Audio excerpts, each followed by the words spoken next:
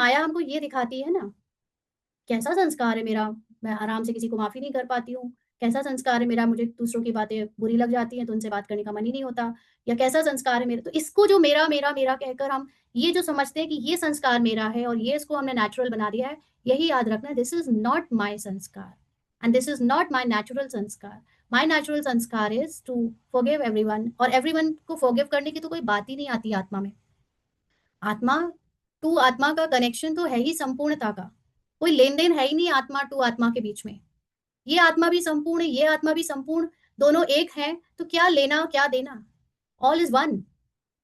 तो वहाँ पर तो ये बात की कोई चिंता करनी ही नहीं है कि हमें कोई को अलग से दुआ देना है। दुआ उसको दी जाती है ना जो असंपूर्ण हो, जिसमें कोई खराबी हो या कोई कमी हो या कमज़ोरी हो, उसको दुआ दी जाती है।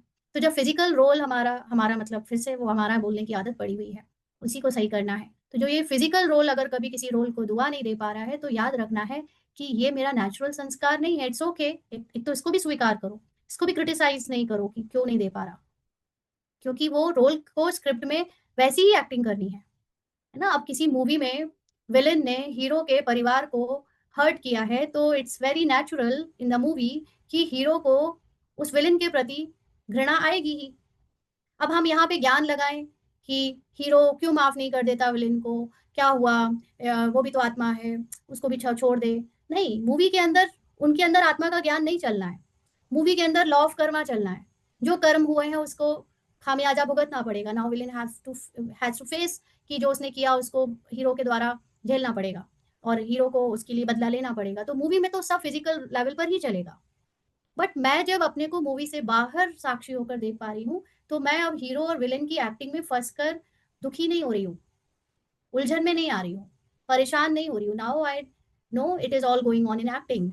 तो मुझे अब मेरा नेचुरल जो संस्कार है, जो मेरी पूर्वज या मेरे पूज्य होने का जो संस्कार है कि नेचुरली दुआ मेरी मेरे से निकलती है उस स्वरूप में टिकने से ही, सोचना भी नहीं पड़ता कि इसके पीछे की आत्मा को देखूँ।